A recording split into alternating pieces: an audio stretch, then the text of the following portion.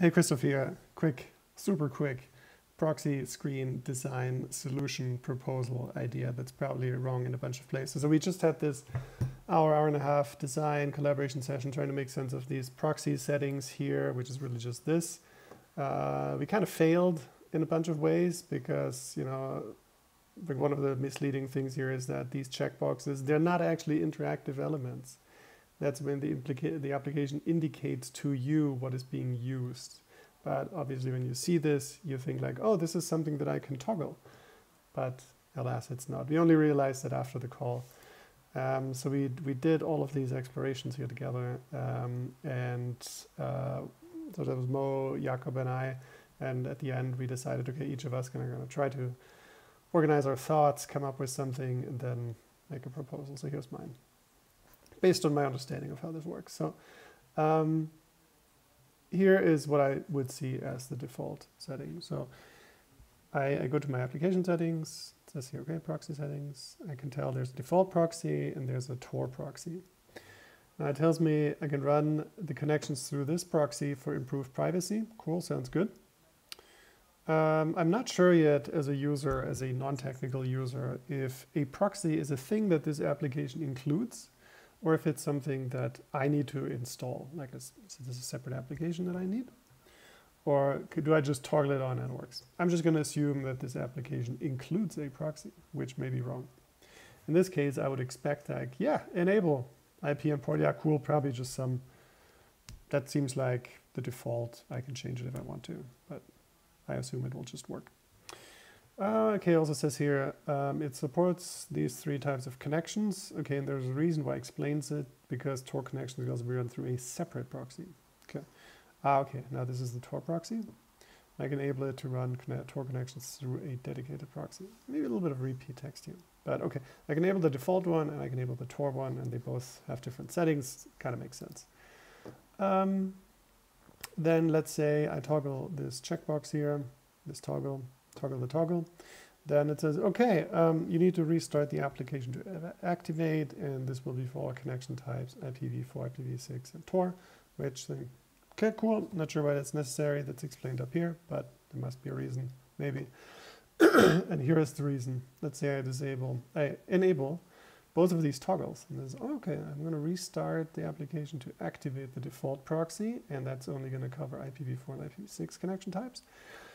And I can also, restarting the application will also enable the Tor proxy for Tor connection types. Okay, got it. Okay, kind of. Still a little bit complicated, but there are 2 different proxies. They need to be separate. They run separately.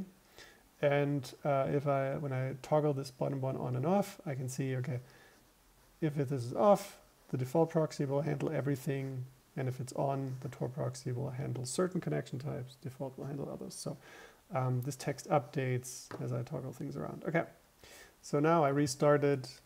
Okay, Tor default proxy active, connection types in use, IPv4 and IPv6. Tor proxy active, connection types in use, Tor. Okay, so here's something that's not totally clear.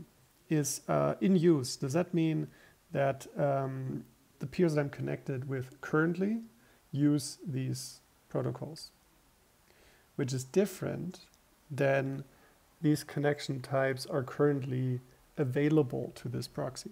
So let's say a default proxy connection types in use, or supports connection types, which it doesn't tell me if which ones are used.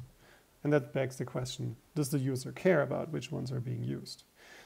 Because there is a dedicated peers tab. So we could argue that, well, this screen is just for configuring what can be used, and the user can switch to the peers tab to see which ones are currently being used. So that's something that we could do, which might make sense. Okay, alternate scenario here, I only enabled the default proxy. So it says, okay, cool, IPv4, IPv6, everything runs through here, subtle difference here. On this side here, Tor is down here. Cool. I can tap IP import, just edit this text here. Combined IP import into one input field. Doesn't seem like there's a huge benefit to having 2 separate ones. I mean, it's no different than entering a URL, right? So separating does not seem necessarily important. And then, you know, if I make changes to both of them, yeah, this is what that looks like. And then here's a state where only the Tor proxy is active. Now the application does not tell me what currently the state is with IPv4 and IPv6 connections. Maybe that's not even important. I don't know. But this is where I currently landed after all these other explorations here. So I'm curious to know which interpretation of these settings here is accurate, what's wrong, if this was clear to you. And not, I think I'll also create a quick prototype, clickable one, and share this as well. So please let me know. Thanks for tuning in.